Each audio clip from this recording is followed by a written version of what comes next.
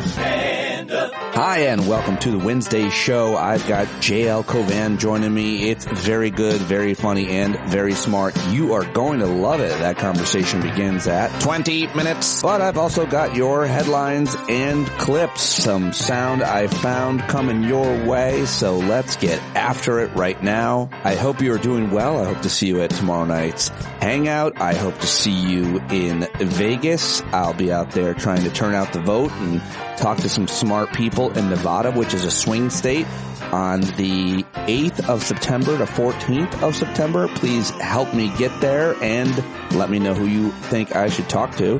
And next week, you can join us virtually or in person at QED in Queens for the final night of the Democratic National Convention in Chicago. I'll be there with Christian Finnegan, JL Cauvin, and more. That is the 22nd of August, a Thursday night. We'll host a virtual hangout and an in-person one. So if you want to join us there, and then I will be in Washington, D.C.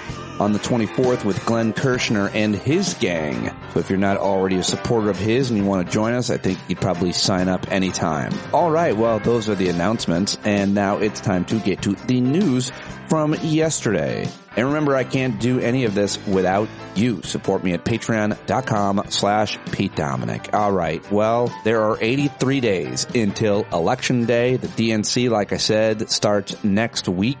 The big story driving the day yesterday was two billionaire buffoons tongue-bathing each other, Elon Musk and the disgraced former president.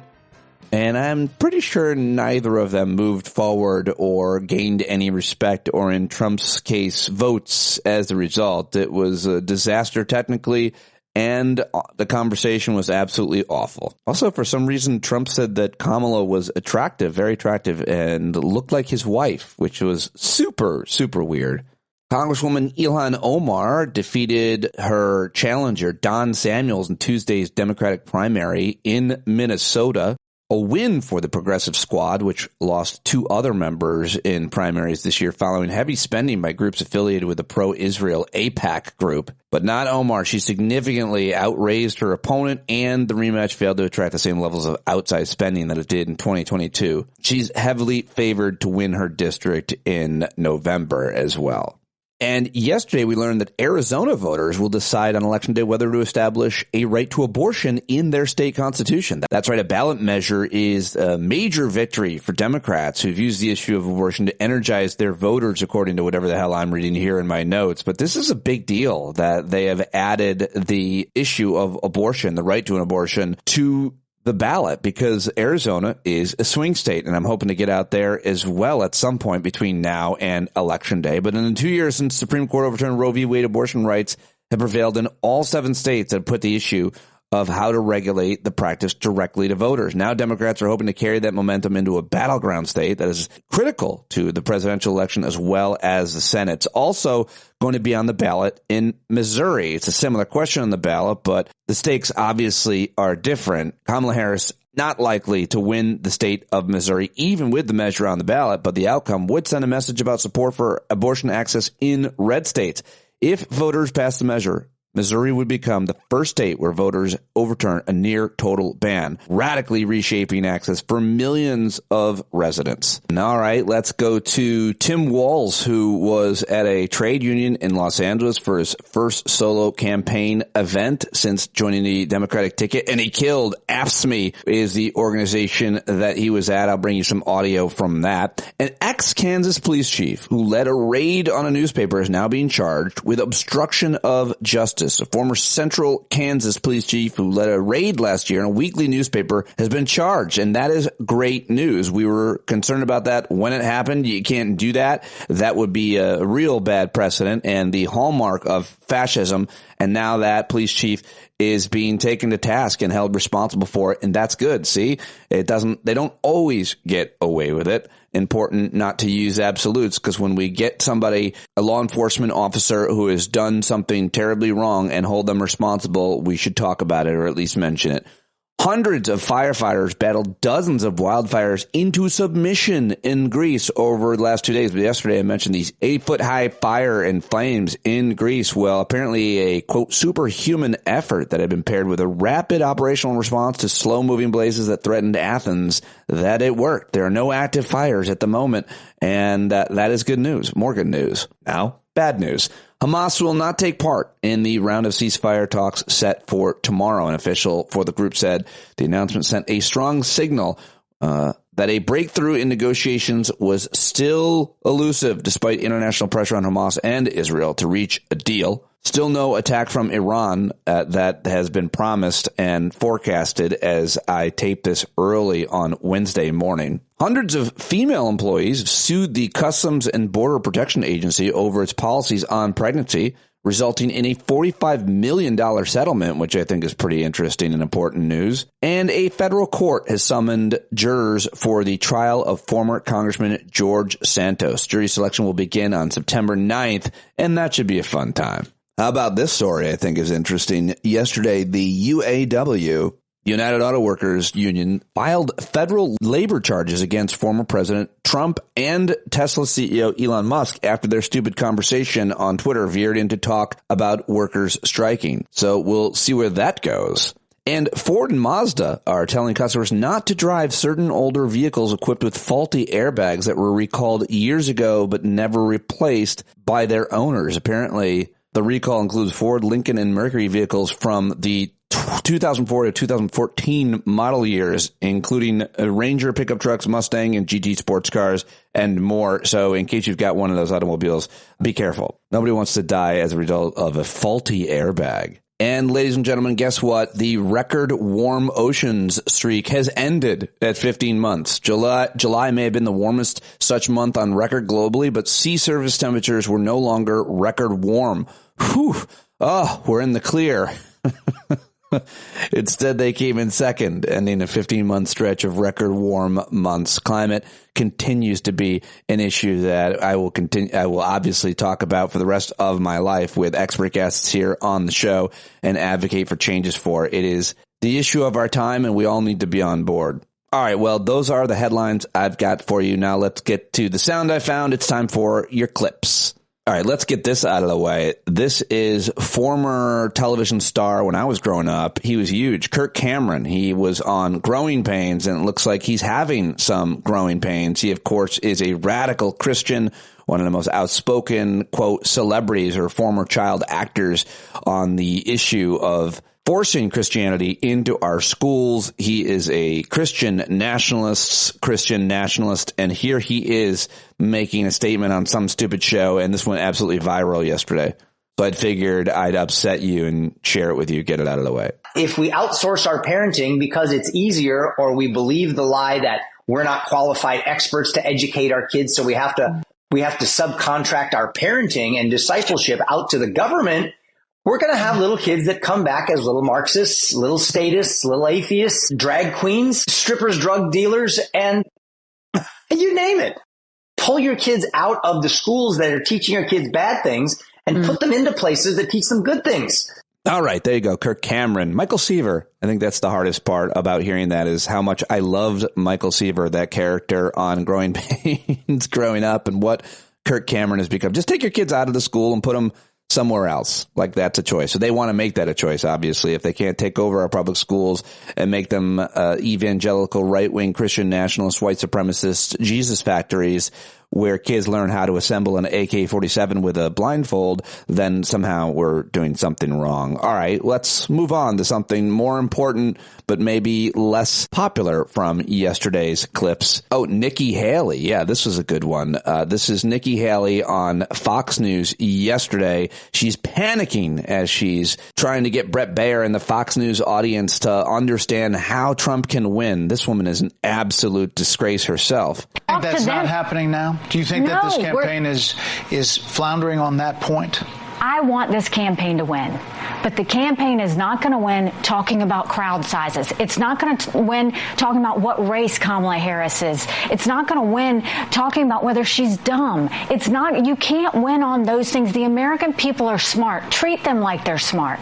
Okay, well, They're clearly not. At least 70 million of them or so that voted for Trump last time and probably will again because they love when he is campaigning, apparently, on crowd size and misogyny and racism. It appeals to a certain many millions of Americans, so don't listen to her. Keep it up, Trump. Now let's listen to somebody who's real good at campaigning. Here he is yesterday, Tim Walz, in his first solo appearance on the campaign trail at the Ask Me conference in Los Angeles. Here's a little fact that they just told me. By the way, my week has been very interesting since last Tuesday, as you might guess. But here's a fact they shared with me as I came here to make this opportunity to say thank you. I happen to be the first union member on a presidential ticket since Ronald Reagan. Interesting statistic. But rest assured, I won't lose my way. He did. Reagan lost his way. In case you didn't. Probably should be a few more union members in elected office, President Saunders. We might want to work at that. I think I'm looking at some. So you heard the story. You knew Vice President Harris grew up in a middle-class family, picked up shifts at that McDonald's as a student. I keep asking this to make a contrast here. Can you simply picture Donald Trump working at a McDonald's trying to make a McFlurry or something? He knows us. He couldn't run that damn McFlurry machine if it cost him anything. So, all right, that's a little bit of Tim. I got a little bit more. This is the clip that a lot of people were talking about yesterday, that Tim Walz is a class act because he would never denigrate a person's service record the way his opponent, J.D. Vance, has. Then in 2005, I felt the call of duty again, this time of being service to my country in the halls of Congress. My students inspired me to run for that office, and I was proud to make it to Washington. I was a member of the Veterans Affairs Committee and a champion of our men and women in uniform. I'm going to say it again as clearly as I can. I am damn proud of my service to this country.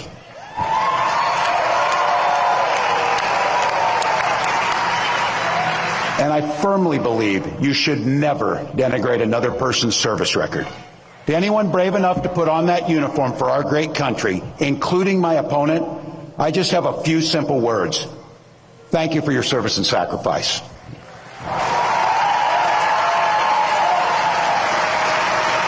All right, there you go. Tim Walz taking the high road. I wish he wouldn't have. I would like to see him just do a couch bit at the end there at J.D. Vance's expense, just erasing all of his classy response that went viral yesterday because he refuses to criticize another person's service. Once you put on the uniform, you shouldn't be criticized. I don't agree with that, by the way. The uniform does not inoculate you from criticism. If you screw up, you should be criticized. If you commit a crime, you should be criticized. And if you do not honor your service, you should definitely be criticized. So I don't buy that kind of patriotic porn, but it's going to work for the campaign. So fine with me. Now let's head over to CNN, where Maggie Haberman was on with Anderson Cooper, said one of the big things that's rattling Trump is that his opponent is a black woman. I talk more about this with JL Cauvin today, but I thought this was interesting and important. If Trump is in fact rattled by Vice President Harris, is it clear to you what it is specifically that rattles him so? Well, I think there's two things, Anderson. Number one, she's closed the polling gap with him in a pretty short amount of time, and he had gotten very used to running against Joe Biden. That was comfortable for him. He knew what the line of attack was, and his campaign had spent a lot of time and money on it. But she is a woman, and she is a black woman, and both of those factors have proven pretty challenging for him in the past. Yes, he is. His allies will say he is an equal opportunity offender, and he goes after everybody, and it's certainly true that he insults a wide variety of people, but he has seemed to really struggle with women opponents, women critics, and particularly black women who are critics. She's so professional, the way that she delivers that information, which we all pretty much know. Here's a little bit more. Kind of regurgitated many of the messages coming from Trump are not just regurgitated by Trump from years past, going after Barack Obama, talking about his name, pointing out his middle name, raising questions about his origins, but regurgitated from dozens of American political races in our history. I mean, calling people Marxists and communists and demonizing people. Trump is a man of few moves, and so we have seen him make the same ones over and over. You are correct that he is trying to run against Kamala Harris the same way that he attacked President Obama when Obama was in office and Trump was flirting with the idea of running for president in 2011 and was promoting the birther lie that suggesting that the first black president was not legitimate to serve. You can see his campaign. If you look at the Trump War Room account on Twitter, they are trying pretty hard to bait her and to bait Democrats into a fight about race. And, you know, that has been something so far that the Harris campaign has not taken the bait on. But this is something that we have seen him do before. It is something that has come up in other races. Again, we will see what this race looks like in the fall. But so far, the Harris campaign has been pretty focused on what it wants to talk about, and it's not what Donald Trump wants to talk about. All right, Maggie Haberman and Anderson Cooper on CNN yesterday. And now I want to share with you 3 minutes from Seth Meyers on NBC's Late Night with Seth Meyers. He was off for 3 weeks, and he had a really funny 3-minute recap that a lot of people were sharing yesterday. So I wanted to play that for you right now. I haven't paid attention to the news for 3 weeks, so I'm just going to read off the cue cards real quick to catch up on what I missed. Let's see here. Joe Biden dropped out of the presidential race. Oh, wow. He endorsed Vice President Kamala Harris. Cool. Harris secured enough delegates to become the Democratic nominee. Biden got COVID. Trump claimed Biden never had COVID. It was just a ruse to drop out of the race. Republicans complained that Harris tried to ban plastic straws and called her a DEI hire. Trump called her Laughing Kamala, then Lying Kamala, then Kama blah. Republicans called her the border czar, even though she wasn't, and that's not a thing. Trump said he might bomb Mexico. J.D. Vance became the first VP in decades to have a net negative favorability rating after he called Democrats childless cat ladies, got slammed by Jennifer Aniston, and was accused of a couch, which he did not do. Apparently, it was just hand stuff. Vance said Democrats would call him racist for drinking Diet Mountain Dew. Vance wrote the foreword to a book by the Project 2025 guy while claiming he had nothing to do with Project 2025. Tim Walz called Republicans weird and said it's brat summer. Trump responded by calling Hannibal Lecter a lovely man. Ted Cruz said Kamala can't have his cheeseburgers. Trump told Christians they won't have to vote anymore if he wins. Wally, how many more cards are there? We're still in July. Me.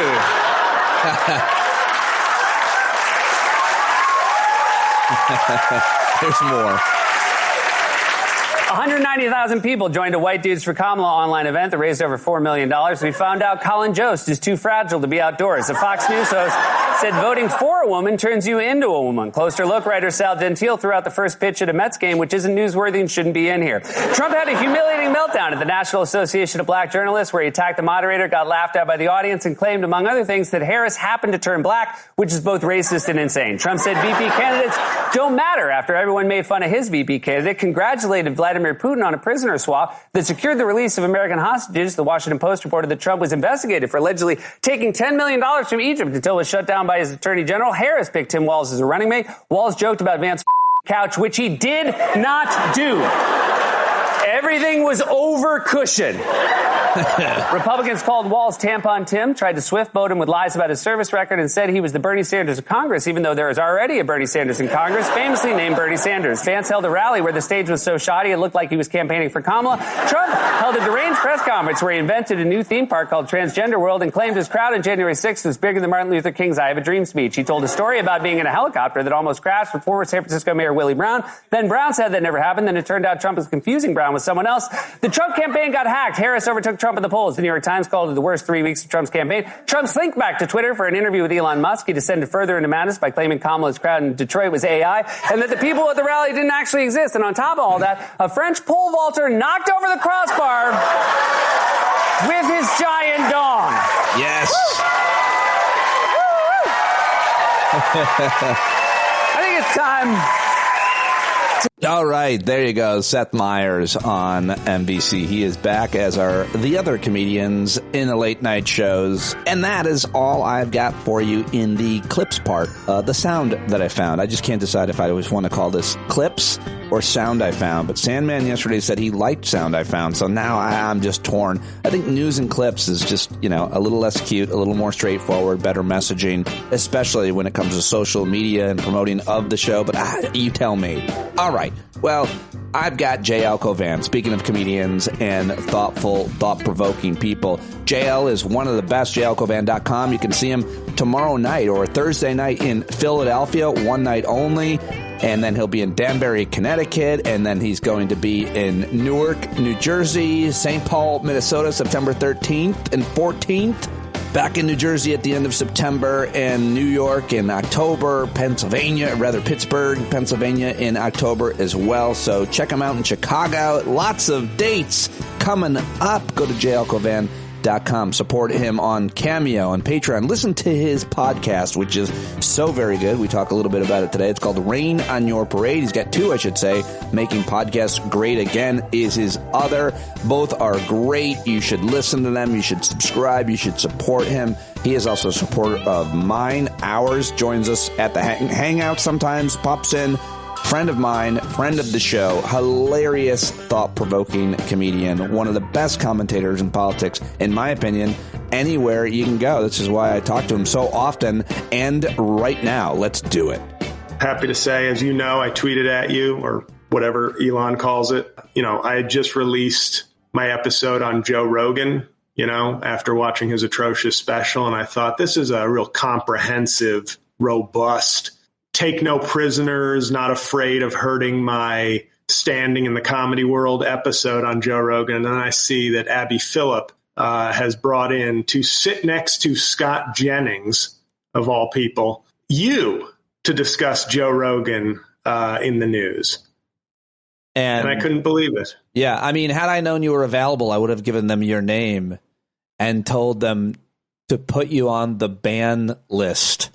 Yeah, I think I'm already on that list. I don't know how I got there for so many places, clubs, agents, bookers, coffee shops. Algorithms. I think I'm on the banned list. Well, the truth is, I think you should be on panels talking about politics and legal issues and obviously media and comedy as well as anybody in all the world who does it, which is why I book you on my show, because I think you really are original and unique and thoughtful and super articulate in the way that you present these things. Your last episode of your podcast, Rain in Your Parade, was about Joe Rogan and his new comedy special. Obviously, he's always in the news, it would seem. Your next... And this week's companion piece is on racial slurs and other types of slurs. So it bridges really well right from Joe Rogan's special into slurs. Well, I want to ask you about all of it, as well as your hilarious video where you did both sides, a dead-on Elon Musk impression, which I'm not sure if you had, talking to Trump, which of course took place last night on Twitter Spaces. Somebody wrote to me and was like, "Are you watching the thing tonight?" And then I was like, "What thing?" And I was like, "Oh, Trump is doing a thing with Elon." So I just recorded my video like 5 hours before they actually spoke to try and jump the gun. It sounds, I think, as it ties into this, Donald Trump is starting to, just as I had feared with Joe Biden, that every day was going to be Joe Biden's best day, last best day. Like when you're that age and that stress, you're going to age and keep aging, and you never know when you fall off a cliff. Is it at 85? Is it at 90? But I think the Kamala Harris move, I think for all the people who said it was too late or selfish of Biden, I think whether accidental or not, this has been a stroke of genius because it has completely rattled Trump. He is not a thoughtful person or a strategic person. And I feel like he is just like he can't get his bearings. So, and he's 78 and he eats a lot of McDonald's, which is not good for your physical or mental health. So I think we're going to see a real downward spiral in the next 90 days. Well, you would know as well as anybody because I'm always going through a downward spiral, so I definitely know about downward spirals. And you're such a great analyst. I think it's called anal. Of Donald Trump and everything that he is and does and says. And I think that that's probably right, what you're saying about him. It's going to be his last best day. And because he doesn't know how to come after and damage Kamala Harris. Even people on the right are telling him, stop with what you're doing. It's not working. Try something else. But they don't necessarily have great suggestions either. And he seems to be just absolutely floundering, and then more bad news. Like they say, when you're digging, if you're digging yourself a hole, stop digging. Trump's philosophy is, don't tell me to stop digging. I'll dig twice as hard now. Right. Right. So that's I think it's really interesting, and I think, you know, much like a robot malfunctioning, it's like in the same interview, he's like, she's so stupid, but she's very beautiful, almost like melanoma, my wife, and it's like. He's like having these jumble of emotions like that they're coming out like, she's so dumb. I hate her. She's very beautiful, though. Did you see how time made her very nice? Looked hot, looked like my wife, even though she looks nothing like my wife. I'm just thinking sexually now. I think Trump is in that, you know, I wonder you look if up his said, search history, you probably find a lot of political parody, interracial porn. Oh, gosh, wouldn't that be amazing if we could take a look at his proclivities? Well, Roger Stone, you know, maybe he has it on his computer that Iran hacked. Like, as I think you saw what I wrote about Roger Stone. I said, if they wanted nudes of his wife, all they had to do was ask and let him watch. Roger Stone is known for his sexual kinks and cucks, I think is what you're implying there. Yes. And so he's got no idea how to deal with Kamala Harris, and he's gone as far as, and I just had to ask you about this, one of the few things I want to make sure to get your response to, making up this conspiracy or going along with this conspiracy that Kamala Harris's crowds aren't that big and that they were, quote, AI'd. What do you make of him saying that the campaign made that up? I mean, and sometimes I think about your average Trumper or pro-Trump person and think, listen, just a little bit of critical thinking. How could that possibly be the case? It would mean all the reporters are going along with it, and all of those people are fake. They're all going along with it. But we've seen all of their videos, all of their cameras. This is not a thing that you could make anybody believe is happening. But he went and he said it, and it's out there, and now a lot of those people that like him believe it. This one seemed really, really different. Yeah, not unlike the Biden is going to be back. Maybe throw that in your answer too. Biden's coming back and they're AI in pictures. That's what I mean by this is a new Trump, believe it or not, I feel. This is, was it Steve Jobs who wrote about him? Walter Isaacson? Yes. I think he had a term for his something reality field. I forget the term he used, but it was like Steve Jobs in a good way and bad had a sort of vision and a sort of like the idea that he saw things and, you know, in many ways that helped him be a good tech leader. But with Trump, I think it's all negative. Like he forces himself there, just like his cult members, there is like a truth that you cannot violate, which is Trump is the best. Trump is very popular. Trump will win. So no matter what you present in front of that, it doesn't matter how absurd it gets.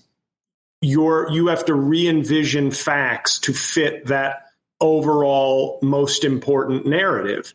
So you have Trump reaching this level. And I would say this, if you thought his reaction was bad, losing to an old white guy, wait until he possibly loses to a black woman.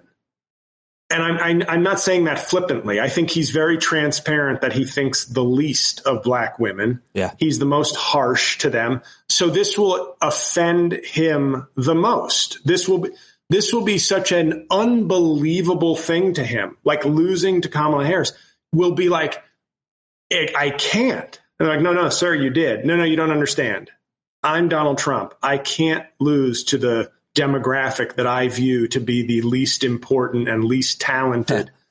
And his followers, some of them believe that wholeheartedly themselves, and they will. So I don't know how he's going to respond if he loses, but I think it will be very bad. But to answer your question, sort of, I think, like I said, he has this overarching philosophy about his success and strength and talent, and it doesn't matter. Nothing can violate that. So when he sees Kamala Harris getting huge crowds, he doesn't say, guys, we need a new strategy. We need to start making more policy points. We need to start doing more campaigning and more rallies to overcome her momentum. We need some attack ads. There's no strategy. There's denial because he can't even comprehend that he's in a fight in a legitimate match with a black woman. Like I genuinely think he's like malfunction. That's why I said kind of malfunctioning. like a computer program that's like, racism edition 10 beta.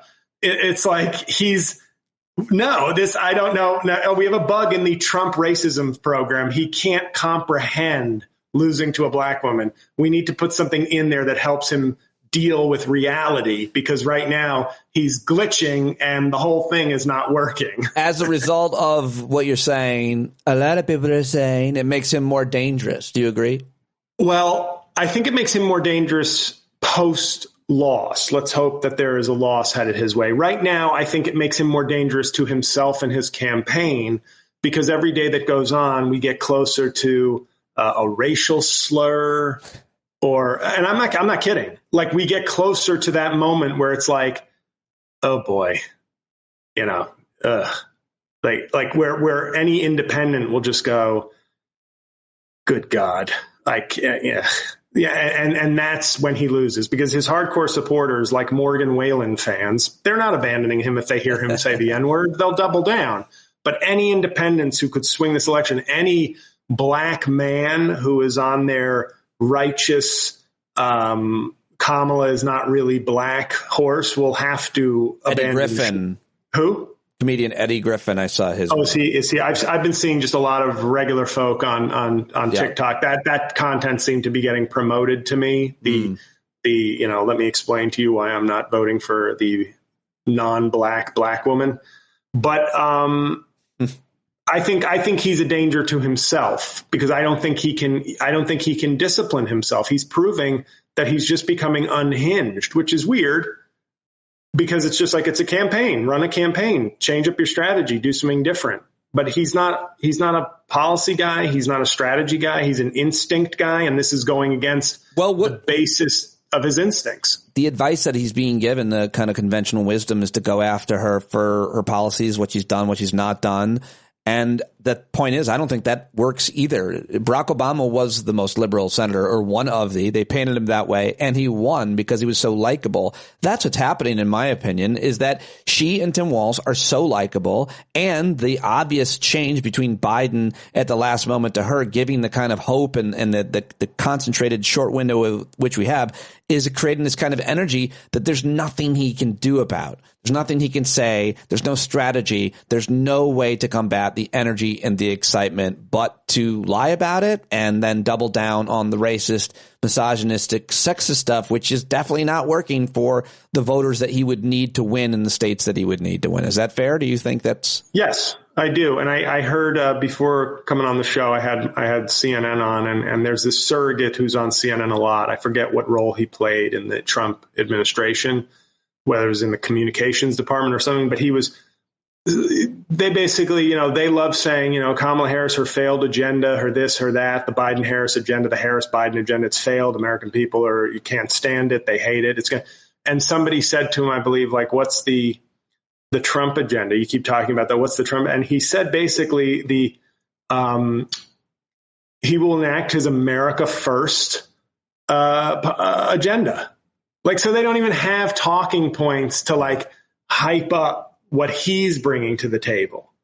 And I love that he's mad that Kamala was just like, yeah, in Nevada, no tips. That's a good policy. Let's just agree. Let's agree on that. And he's like, she took it from me. She's taking it from, so he's like, his one thing that like when he gets bipartisan support for something, he doesn't view that as a good thing.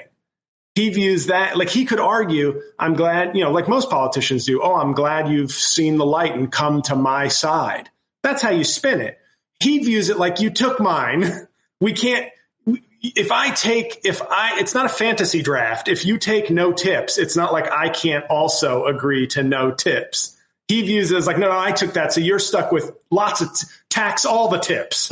You have to tax all the tips, Kamala. Right. Well, because I already got no tax. The only way to get any traction is to create divisiveness, including in his own office and in his own family. He loves to pit his own children, much less employees, against each other, sit back and watch, because that's where the fun happens for him. And obviously that's the way he has played politics. And you illustrate it perfectly by saying even when she agrees with him on a policy, he can't accept it because it has to be a binary or no one wins. He doesn't win, rather, which is the only thing that matters. All right. Well, what do you make of, you were kind to stop in at our Monday hangout last week, the day that Tim Walz was chosen. It's been just over a week now that he's been on the campaign trail.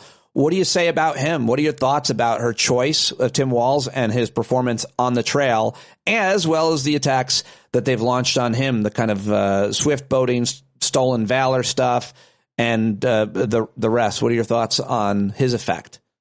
Well, first thing, I think I said this during our hangout, but Tim Walz has genuine comedic presence, and no diss to Obama, who everybody thought was so funny. I think he presented well, and jokes were written for him, and he could really deliver them like a late night host. But Tim Walz gives me road comic, like genuine road comic energy in a good way, not jerking off in front of other comics against their will kind of stuff. But that's a Louis C.K. reference, everybody. Yeah, and that's the thing. When you see how they interact, Kamala and Walz, I think, there's different philosophies to picking a running mate. There's electability. She may be pass on the obvious choice of Josh Shapiro, which from all writing I read was kind of not a necessarily, she's passing him over because she thinks it's too risky. I think he envisioned a different vice presidency, a launching pad to his own presidency, and a sort of co-equal partner. And she's like, no, and that's fine. And maybe he's okay not being the pick also if he can't have the kind of vice presidency. Whereas Tim Walz seems like there's a real energy, and maybe it's because he's so kind of likable. Everybody says such great things about him, except for Republicans who now want him to lose. That there probably was, I think on a personal level, she went with I want somebody I can work with. I want somebody with chemistry. But unlike Tim Kaine, when Hillary Clinton picked Tim Kaine, which I remember reading, Tim Kaine was one of the 3 finalists for VP for Obama also. So Tim Kaine is obviously somebody who is respected as a sort of senator and governing person. Yeah. But I think Hillary could have made a better choice I think if she had picked Elizabeth Warren, I think that might have shocked the system and been a game changer, but who knows? But I think Tim Walz, she chose who will I get along with? Who will be a good working partner? Who do I feel the best vibes from? And not vibes in a superficial way, but I want somebody who will have my back. I want somebody who I feel supported by, not in a sort of, tell me I did a good job today, honey, but we can work together. This guy can be an asset and not a competitor for the spotlight. Right. And somebody that will bolster me. He's clearly someone who is happy to report to her, to answer to her, to be led by her. And a lot of men, white men, maybe wouldn't, be able to fake that. You could just say men. Well, I'm probably. You could definitely just say men. No. I don't think Latino men or black men are short for patriarchy vibes. Yeah, no doubt. That's a dynamic that plays out, power structures throughout the world, men answering to women or women answering to men, and how that plays out. Clearly, that was not an issue, and he couldn't be more clear with the way I think that he tries to set her up and, is campaigning for it. So certainly looks that way. And he's been a great, and I wonder if J.D. Vance also played a role in sort of, we can counter their weak spot. Like J.D. Vance has become a weak spot for that ticket. We can highlight that weakness with our choice because we're picking a heartland guy also, but the real deal, So I think exploiting that sort of contrast might have also been a sort of, in terms of an electability dynamic, that might have been a thought, like a bullet point on his resume. But I think he's great. I think, and he has all the things that Joe Biden had, like without the gaffes. Like, in other words, the things people liked about prime Joe Biden, which, no offense to him, 82-year-old Joe Biden is not prime Joe Biden anymore. But Tim Walz is the kind of guy who might creep up to Kamala and say, big fucking deal if she passes some big legislation, and we'll all like it. You know what I mean? We'll go, yes, it is. Yes. Good job, Joe. Right. And so I think he's a great choice. And I think for such a short term, vetting process, they hit it out of the park. And like I said during the chat, I think watching Kamala look at him like introduce himself at that rally. She had the look of a coach or a general manager who had just made a pick that she knew was good, but even she's surprised at how good. Quick take. What's your quick take on the judgment some are making of Democrats stooping low and making couch jokes? Tim Walz specifically making couch jokes about J.D. Vance. Jake Tapper tisking. Your thoughts? Well, as I've said in my bit that has gone around the internet, the Democrats are America's struggling single mom, and Republicans are the crude deadbeat dad. And it's about time we stop letting the media hold us to the sanctified status of like, you can do no wrong or else you're gross. Like, hey, Republicans are scumbags, so it's okay if they act like scumbags, but Democrats are supposed to be good. Granted, I'm not somebody who will ever vote for a Democrat, but I'm still going to hold in their face like, hey, you guys are, I thought Michelle Obama said when we go low, you go high. And it's like, do I look like Michelle Obama? That's a great thing that she said, but you're not going to keep. The motto of Trump is no morals if it ain't against the law. Guidelines, morals, they don't count. I don't abide by them. So we handcuff ourselves by going like we're the British soldiers marching in formation in our uniforms, getting picked off by ungentlemanly warriors in the trees. Asymmetric. And that's, Republicans like to pretend like they even embrace that. Like, oh, what a tolerant Democrat. You're voting for a guy who's a racist rapist. So if I make a joke about a couch, like you're going to judge me. You're pathetic. You're pathetic and disingenuous or intellectually dishonest. So my point is, go with the jokes. Just don't let them get stale. That's all I say. Right. Use them and know when it's time to go for a new joke. Well, they certainly seem to be using humor and the reactions to the things that happen and are said, including last night when the Twitter call did not happen, had technical issues, and Kamala Harris, they went over to Truth Social and they retweeted or retruthed Trump's reaction when DeSantis failed to launch on Twitter when he was talking to Elon. And my point is the Kamala Harris Walz campaign is nimble and funny, and they're using all kinds of different, as you would describe them, asymmetric techniques and tactics to succeed in the way that they communicate, using social media, new media, dominating TikTok, apparently, compared to Trump, who can't get a foothold over there. What do you make of the fact that Kamala Harris hasn't sat down and done a press conference or an interview? She doesn't. A lot of people are saying she doesn't need to because, like Trump, she can communicate directly with voters through social media and press releases issued that way and so on, through the rallies. What do you say? Well, I think the problem with that line for her is that it sticks. Like that was a thing they were able to attack Biden on and suggest that he was infirmed.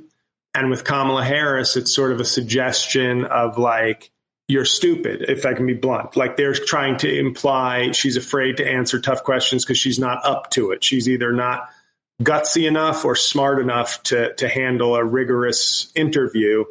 And my guess is that they will do interviews after the convention. She will start, my guess. But it's sort of like, let's just keep riding this publicity. That's all positive. Then get another bump from our convention. Yeah. And then we will shut down their next argument, which is she's not doing any interviews. And then she can do a series of interviews. And if those go well, and then she debates Trump and does well against him, I think you're going to start to see polls really solidifying in terms of a small but clear win for her. Before I let you go, I'm excited for your next episode of your podcast, which is one of my favorites, Rain in Your Parade. Subscribe now. It's about ranking slurs, and it jumps out of your last podcast talking about Rogan, who uses some and talks about language in his new Netflix comedy special, which is also glitchy, by the way, because he did it live. I watched the whole thing, and I did as well. But tie them both together. Oh, well, it was just, and it goes back to me when I saw Dave Chappelle on Broadway in 2019. I wrote a blog about this where he was doing a sort of argument a sort of, as a black man in America, all slurs are my domain because we are the most oppressed, and therefore I get to reign supreme over. I don't have to respect your oppression or terms of hate as much as mine do. And I'm not exaggerating this because Chappelle went into this thing about how he couldn't say the F word, although he yelled it very loud and defiantly on stage to the delight of many of the people in the audience. And they wouldn't let him say it. And he said, why? And they said, well, Dave, you can say the N word because you're black, but you're not gay. And then he twisted that into some faulty logic in the bit. And the crowd didn't laugh. They just approved because a lot of the men, especially in that audience, wanted permission, basically to say slurs. And I think Rogan just carried that baton of yes, he made a joke how he misses saying the F word. And to me, I could appreciate that as a joke, even though it's not my style, because he knows who he's talking to. He knows what audience, and he's sort of acknowledging in that joke, I don't say it anymore, but I used to, like a lot of men, and I miss it. And that can be funny. But then, of course, he has to say it at the end to sort of prove it's all about proving I'm not a pussy and I can't be silenced and I can't be this or that. But as I said on my podcast, quick preview of Rain on Your Parade, there are people who've been murdered in this country who the F word might have been the last thing they heard on earth. Yeah. And to be so flippant about it, holding society to the standard that you should have given up in maybe 8th grade in 1994 is as I say on the episode, I say Donald Trump has created this culture that many people, both right-wing people and people like Chappelle and Rogan, who occupy a more libertarian space, maybe, Donald Trump created a permissive world where no, if you say a slur, you're not being hateful. You're being a free speech warrior. And people who try to silence you, they're not caring about they care about feelings in a weak way. And we can't have that. So when you say something bad, don't apologize. Just spin it to say hey, it's just words. It's just this or that. And I think when somebody like Rogan makes light of that in a very sort of relatively unfunny joke, it's nothing is served except to soften resistance or to create a sort of tolerance for, hateful speech. Very well said. I can't wait to hear that episode, both episodes. I haven't listened to the Rogan one yet, and I'm interested, obviously, in comedy, and so I don't talk about it as much here, but definitely want to hear that and the next. All right, I'm going to go plug your dates now, which you have a lot of, and I am very grateful whenever you stop by, my friend. Thank you for your great analysis. Thank you. And anybody listening, this is going up tomorrow? Yep. Philadelphia, people, if you live anywhere near Philadelphia, Thursday night, please, please, please. There you go. What's the name of the club? The Punchline. The Punchline in Philly, Thursday night? Yes, 7:30. There you go. JL Cauvin, everybody. Yeah, there he goes, everybody. JL Cauvin. Thank you very much, my friend. Always great. Thank you to Jon Carroll for the music. Thank you for listening, for pressing play, for subscribing, for writing a review, and, of course, for paying whatever you can for this podcast. Patreon.com/Pete Dominic is where to go to pay now or pay more later. Welcome to the new subscribers. Very happy to have you. If you listen all the way to the end, you get Bumblebee status. You're a Bumblebee. You're not going to lose your status if you miss a show or two, or don't listen all the way to the end. But as long as you know what it means, and you often do, that's more than enough for me. Love you guys. You're enough for me. Well, I mean, you're not. You are personally, but I need more of you to make it be enough for me so I can pay the bills. Thank you. All right, you guys. I hope to see you at tomorrow night's hangout. Jon Carroll, take us away. Well, there's a whole lot more of us who know what's right. They'll keep right on ignoring us if we keep sitting tight. You got to open up the window to let in some light. You got to stand up. That's right. You got to rise up. You got to stand up. You got to stare the devil straight in the eye. We got to let him know it's his turn to go. See it clear when all you hear is a lie. Don't get up off of your butt, get down off of your fence. Even if it ain't a very friendly audience, well, they'll begin when you start making sense and you stand up. Stand up. No need to point your rifle to defend your town. Just stand up. Stand up. You know they can't deny you what you're laying down. Boy, you better stand up. Stand up. Show your face of every color, yellow, black, red, and brown. This is the place where every lost child will finally be found. There's only one thing to do before we stand our ground, and that's stand up. Stand up. Well, the founding fathers saw a land for all. They had to stand up. They had to stand up. They had a keen imagination for a crystal ball, drawing all the plans of a stand up. But all they had to go on was the time they were in, with other causes for laws, and since they weren't even sin, they knew that change was gonna come before the change could begin. They had to stand up. Alright, they had to stand up. We got to stand up. We got to look the devil square in the eye. We gotta let him know it's his time to go, and make it clear when all we hear is a lie. Why you lying awake wondering where the money all went? It'll be the cost of freedom that'll go unspent. You can see him flee the scene of that experiment if you stand up. Alright, we got to speak up, we got to reach up, and raise your voice in every way you know how. Don't be toes up, you got to show up. Ain't no better time to do it but now. No need to pledge allegiance to no wanton tribe. Rise up, show obedience to the voice inside, and listen well and it'll tell you not to run and hide. It says stand up. Oh, got to stand.